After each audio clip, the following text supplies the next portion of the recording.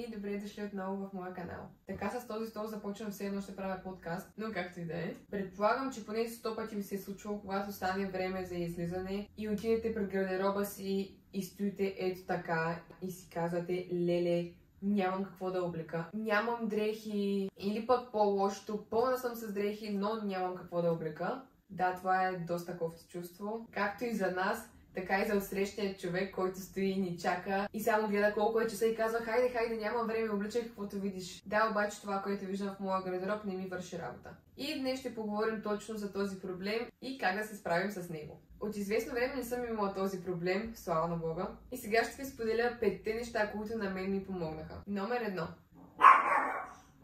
Това беше като барабани. Преди да стигнем до магазините, трябва да отделим време да създадем цветова гама с нюансите, които подхождат на нашата кожа, коса, очи и така нататък.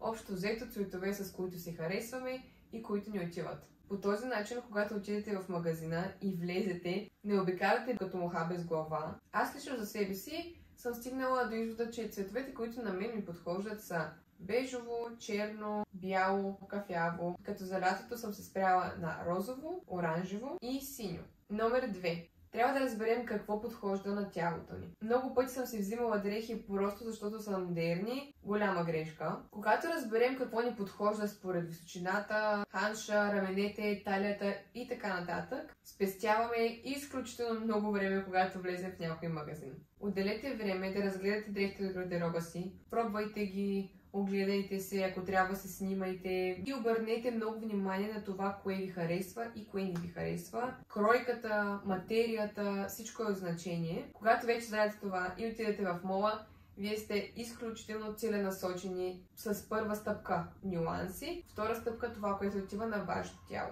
Това е едната причина да имате много дрехи в гардероба си, но никога нищо за обличане. Купуваме си дрехи, които не ни подхождат. И когато стане време да ги съчетаваме, нищо не се получава, защото не се харесваме. Като заговорихме за трендове, продължавам с номер 3. Изберете си един стил, който ви допада и се придържайте към него.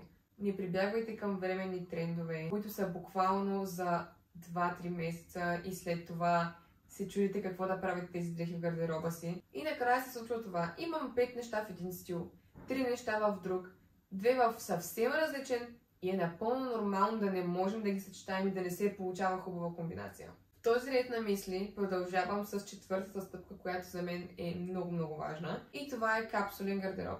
Има неща, които всеки трябва да има в гардероба си. Дори да сложите просто една бяла тениска с един панталон, маратонки и едно сако отгоре, колкото изкучно ви звучи, това е по-добрият вариант, отколкото да сложите 5 различни стила в гардероба си върху себе си. Петото ми правило го научих от мама и съм много благодарна. Така, когато отидете в някой магазин и си харесате някоя дреха, намислете си поне 5 аутфита с нея.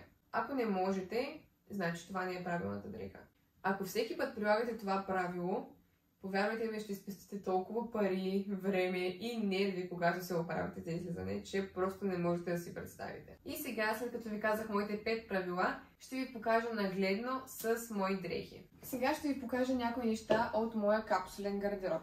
Да кажем, че съм избрала днес да слагам този панталон. И съм решила да го комбинирам с някоя риза. Мисля, че всеки трябва да има една черна, една бяла и една бежова риза в гардероба си. И така, в момента, която и риза да избера от тези, си подхожда с този панталон, което много ме улеснява. Продължаваме с панталонките. Бежови, черни, бели и едни, които аз го наричам цвят корал. Да кажем, че избирам днес да облека тези панталонки.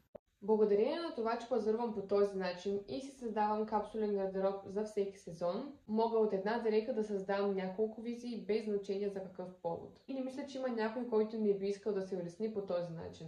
Въпреки всички тези неща, аз поне смятам, че капсулният гардероб на моменти може да стане малко скучен. Имала съм моменти, в които наистина ми е омръзвало от едни и същи тонове, едни и същи дрехи и едни и същи цветови съчетания. Нещо ми става и просто искам да си купя нещо коренно различно Обичам понякога да разнообразявам, но като цяло наистина гледам да се придържам максимално към този вид пазаруване. Но не забравяйте, най-важно е да се чувствате добре в дрехите, които носите. Без значение какви са, в кой стил са. Може да последвате моя Instagram и TikTok за още контент, свързан с модата. Благодаря ви, че останахте до края на клипа и ще се видим в следващия.